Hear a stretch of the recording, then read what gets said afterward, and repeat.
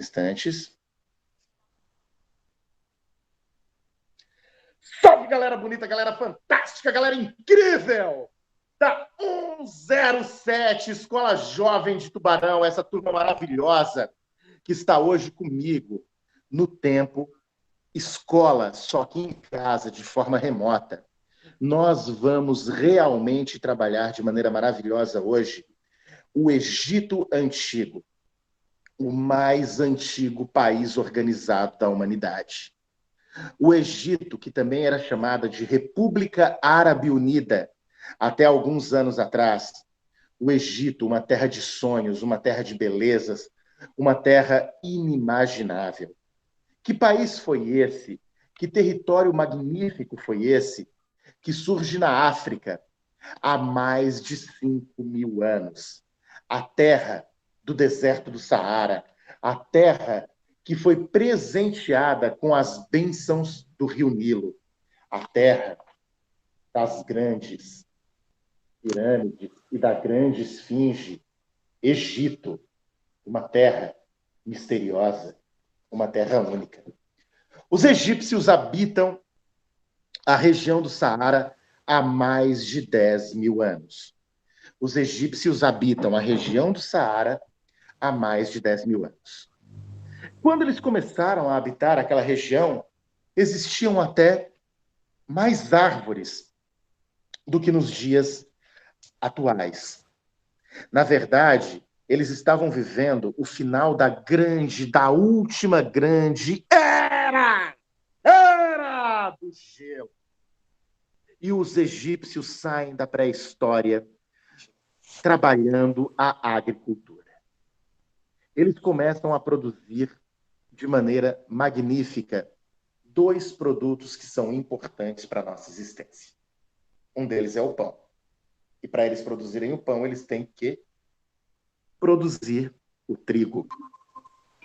Para vocês terem uma ideia simples do que eu estou falando, eu até quero dar as boas-vindas nesse exato momento a um nobre amigo que está chegando, é o Vitor Correia Farias, e também está assistindo a nossa aula. Estamos aqui com a turma da 107, também com a senhorita Débora Florencio e o seu querido namorado, o senhor Natan Zanelato. E estamos também com a Vitória. Vocês que estão assistindo essa aula, vocês que estão assistindo essa aula pelo YouTube, eu gostaria que lembrassem, se inscrevam no canal, ativem o sininho, curtam, compartilhem. Estas aulas são feitas para vocês que são alunos do professor João Batista Monteiro de História, da Escola Jovem de Tubarão e do Colégio Evolução de São Lugero. Nós estamos aqui aprendendo e discutindo um pouco mais sobre a história da humanidade. Estamos falando sobre o Egito, o mais antigo país do mundo, organizado. O país dos faraós, o país das grandes pirâmides, a terra desértica do Saara, a terra do grande rio Nilo, que é o segundo maior rio do planeta,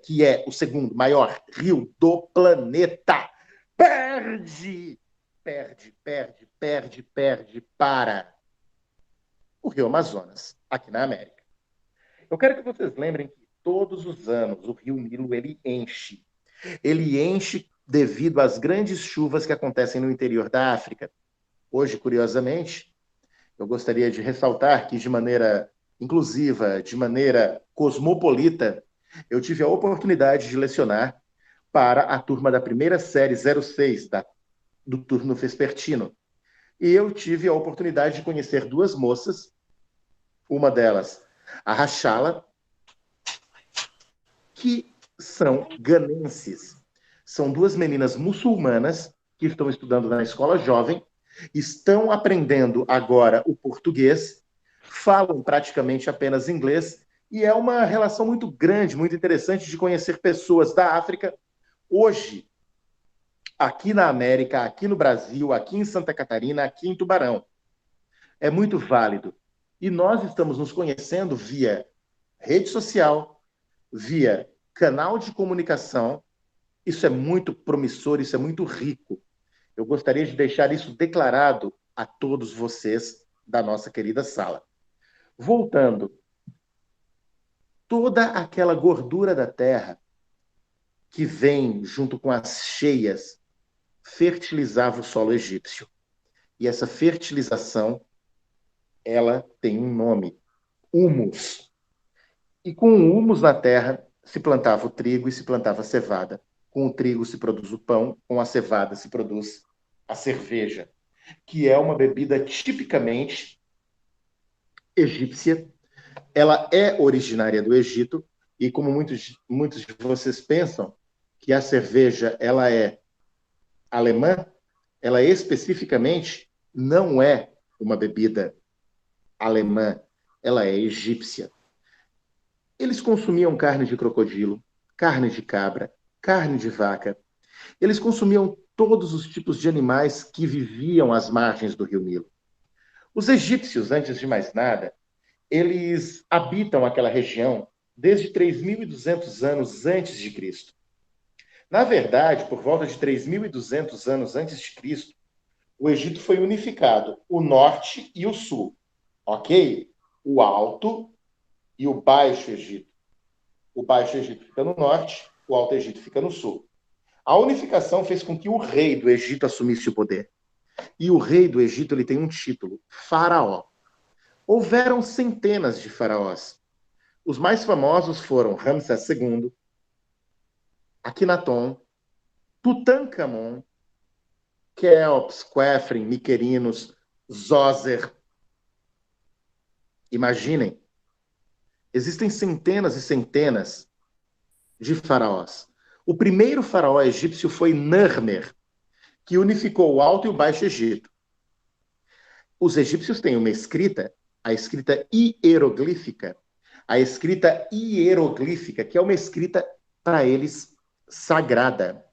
A escrita hieroglífica é uma escrita sagrada, é uma escrita muito relevante, é uma escrita muito importante. Eu gostaria de destacar a cada um de vocês este detalhe. Mas, além da escrita hieroglífica, eles têm a escrita hierática e demótica. Hieróglifo significa escrita sagrada, ok? Eles têm 3 formas de escrita: a hieroglífica, a hierática e a demótica. Foi por causa da escrita demótica e foi por causa da escrita hieroglífica, numa tábua, no início do século XIX, que também tinham algumas escritas em grego, que um cientista francês chamado Jean-François Champollion conseguiu decifrar os hieróglifos egípcios. Os egípcios, eles são um povo magnífico, um povo que acreditava na vida após a morte. Eles são politeístas, ou seja, eles acreditam em vários deuses, são mais de 700 deuses. Vou falar alguns para vocês aqui nesta gravação, dando mais uma vez boas-vindas ao Vitão, boas-vindas a Débora, também ao Bebê Zanelato e boas-vindas também à minha nobre amiga Vitória. Mas a gente vai dar uma pausa na aula neste exato momento, porque o Vitor Correia levantou a mão e ele quer falar. Fale, Vitor. Abra a câmera, pode falar com a gente, meu amigo. Não, professor, porque tu falou, tu agradeceu aí, eu só agradeci também, eu pensei que era para agradecer aquela mãozinha, não sabia o que era. Obrigado, então, Vitor. A gentileza é sua. Pode fechar o microfone aí, brother, que a gente está em gravação. Fique à vontade, daqui a pouco eu lhe chamo. Muito obrigado, Vitor. Gente, esse é o Vitor, uma pessoa do mais alto nível, veio do trabalho, estava exercendo, estava na rua trabalhando até agora e veio para assistir a nossa aula. Grande Vitor, aluno da melhor qualidade da Escola de Ensino Médio de Freitas, Escola Jovem de Tubarão. Voltando à ideia e voltando também à lógica da cultura, eu gostaria que vocês considerassem que os egípcios tiveram centenas de faraós. E esses faraós eram divididos em famílias reais. E essas famílias reais são as dinastias. Como eu disse, eles acreditam em vários deuses, eles são politeístas. Politeístas antropozoomórficos. Ou seja, eles acreditam em deuses com forma humana e também deuses com forma animal. Eu vou mostrar para vocês, por exemplo, essa imagem. Essa imagem, caracteristicamente, mostra para vocês o deus Horus. Ele é aquele que está em pé, com pele um pouco mais escura, e tem na cabeça uma coroa, e ele tem forma de falcão. O deus Horus é o deus do céu. e ele é filho do deus Osíris, que está sentado no trono com a outra coroa. O deus Osíris é o deus dos mortos, e ao lado do deus Osíris está a mãe de Horus, a deusa Ísis, a deusa da fertilidade. Olha que curioso tudo isso. Um povo que tem mais de 700 deuses. Anubis, que tem cabeça de chacal, que é o deus mumificador. Sekhmet, que é a deusa da guerra. Hathor, que é a deusa do amor. Existem vários e vários deuses. Na verdade, para os egípcios, uma coisa muito certa deve ser aqui esclarecida. Crer nos deuses significava cultuá-los, prestar homenagens. Esse é um detalhe. E até oferecer tributos, pagar impostos. Por isso que eles erguiam os templos, que era a casa dos deuses. Esse é um dos pontos. Lá, os sacerdotes, eles cuidavam de todo o serviço religioso. Por exemplo, tinham os templos dos gatos, porque a deusa Bastete, a deusa gato, era cultuada. Os egípcios criavam gatos e até mumificavam os seus gatos. Mas eles criavam bois e mumificavam os seus bois. Existem várias curiosidades. Uma coisa é certa, o Egito era um terreno, era um território, era um país agrícola. Tinha muitos camponeses, eles tinham artesãos que produziam a beleza de toda a pintura, a escultura e até os trabalhos em ouro. A galera do Minecraft já deve ter ouvido falar do lápis lazuli. Quem jogou Minecraft sabe que existe um tal do lápis lazuli dentro das terrinhas e das brincadeiras que se faz no Minecraft. Eu nunca ouvi falar, mas os meus alunos, quando eu cito o lápis lazuli, falam que eles conhecem isto do Minecraft. O lápis lazuli é uma pedra semipreciosa que era aspergida no ouro e fazia, antes de mais nada, uma série de produtos maravilhosos, como essas pinturas que nós temos aqui na parte do sarcófago do faraó Tutankhamon. Essas partes azuladas em cima do ouro é o lápis lazuli, nada mais, nada menos. Tutankhamon, como eu falei, já mais de uma vez, ele reinou apenas 9 anos e ele é muito famoso. Ele é chamado de faraó menino. Ele é chamado de faraó menino. Este é o detalhe que eu gostaria de dizer para vocês. O faraó Tutankhamon, o faraó menino, morreu aos 18 anos, casou-se aos 9 e casou-se com sua irmã. Pensem nesse detalhe, ele se casou com sua irmã, Ankhesenamon. Mas o faraó Ramsés II, que veio depois, ele casou-se com 120 mulheres. Já parasse para pensar nisso, Natan? Casar-se com 120 mulheres? Imagina você fazendo isso? Pois é, que complicação que eu te coloquei agora, né, ao lado da sua querida namorada. Natan, isso é proibido no Brasil, tá? Isso seria poligamia. E olha quem está agora chegando, gente, aqui também, para a nossa aula gravada, perfeito, é o Vitor. Vitor Correia Farias, o grande Vitão. Ele está Não, agora. Opa, Vitor, boa noite, tudo bem? depois dessa eu tive até que ligar a câmera. Eu vi a imagem lá do rosto da namorada do Natan e matei de rir. Que situação, hein? Em plena aula gravada, em plena pandemia, nós estamos falando dos casamentos múltiplos do Egito. O Vitor, que é um homem livre, vai casar com 120 mulheres. Imaginem esta situação. O que realmente agora não vai ser aceitável é o que eu vou falar para vocês. Ramsés II casou com 120 moças. 50 delas eram filhas dele. Isso sim é um absurdo. Mas faz parte da cultura daquele povo e a gente considera e respeita, embora não aceite. Isso faz parte de uma cultura própria. Os reis eram chamados de faraós. Os reis no Egito eram chamados de faraós e eles eram deuses vivos. E quando eles morriam, eles eram levados para a mumificação. O cabelo deles era raspado. Se eles tinham um pouco de barba, era retirada. Geralmente eles não tinham barba. Geralmente eles não tinham cabelo, eles tinham muito medo por conta do piolho. Só existe uma escultura egípcia de um homem de bigode, e não é o Vitor nesse caso, que tem um perfil egípcio. Vitor Bigodão ali está cada vez mais gato, né? Vou te apresentar, Vitor, aí, para muitas lindas jovens que já perguntaram sobre você. Mas voltando, Vitor, à ideia, eu gostaria que todo mundo aqui compreendesse o seguinte. A mumificação começa com a raspagem do pelo. Eles vão arrancar os dois olhos e vão colocar um olho de vidro. Eles vão pegar uma haste de metal de mais ou menos 50 centímetros, mole, cobre, e vão enfiar no nariz e vão puxar o cérebro. Eles vão colocar o cérebro dentro de um vaso, o nome desse vaso é canopo, e eles vão botar a cabeça, de um deus dentro desta situação. Eles tiram o cérebro, tiram o olho, abrem o peito, tiram intestinos, rins, fígado, pulmões e coração. Lavam tudo, salgam tudo, passam óleos, betume, passam perfumes, folha seca, palha seca, pétalas de flor.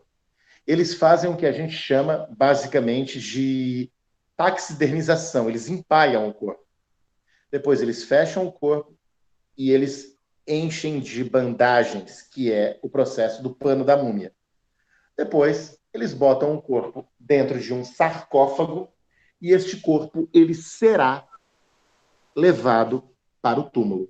Lá eles vão botar muito ouro, muitas pedras preciosas e geralmente eles acreditavam que o cara ia ressuscitar do outro lado com todos esses tesouros.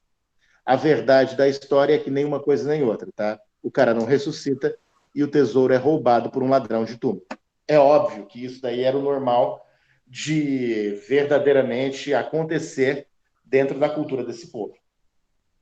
Foi um povo guerreiro, conquistou muitos territórios, conquistou o sul da África, na região do Sudão, conquistou as regiões do deserto do Saara, conquistou Israel, conquistou a Fenícia, chegou até as portas da Mesopotâmia, mas depois também foi destruído. Foi destruído pelos persas, foi destruído pelos gregos, foi destruído pelos romanos.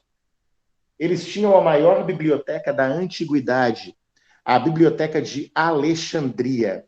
Eles tinham a maior biblioteca da antiguidade, a Biblioteca de Alexandria. E eu quero contar para vocês uma coisa importante, já que nós estamos abordando essa situação.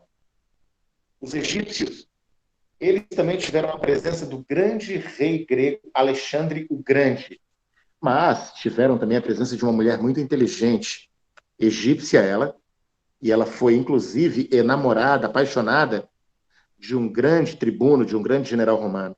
Eu estou falando de Cleópatra. Eu estou falando da grande rainha egípcia Cleópatra. Mas vocês sabiam que o Egito já teve uma mulher que foi faraó? Uma mulher que teve que se travestir de homem para ser faraó?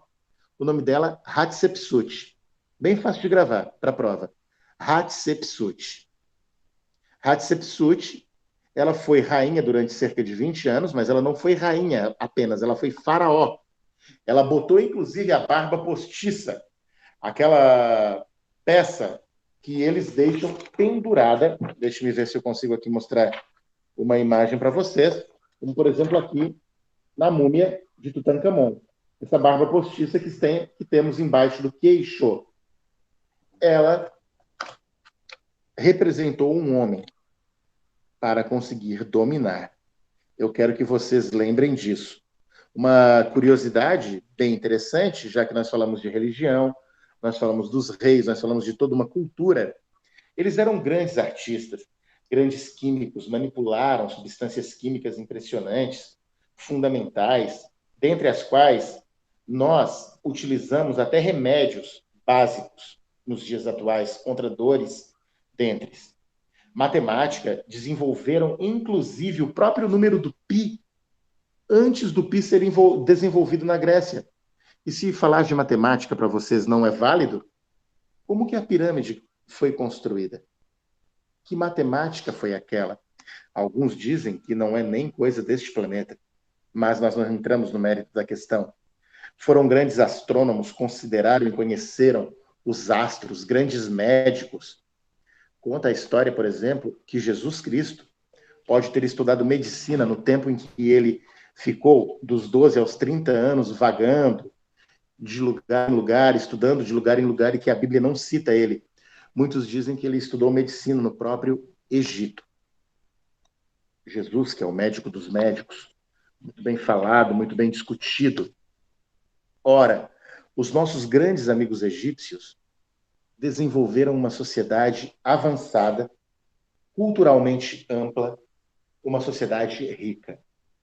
Eu gostaria de lembrar para vocês que foi um povo que desenvolveu a escrita, que foi um povo que era politeísta, que foi um povo que desenvolveu e produziu em grande quantidade o trigo e a cevada para a produção do pão e da cerveja. Um povo lindo, um povo saudável, mas um povo que tinha medo do piolho. Um povo que acreditava na vida após a morte e acreditava na alma. A alma era o Ba. E eles tinham também o Ka, que era o espírito guardião. Falamos do povo egípcio nesta aula especial para os alunos da 107 da Escola de Ensino Médio de Freitas. Nós desejamos a todos vocês uma excelente noite.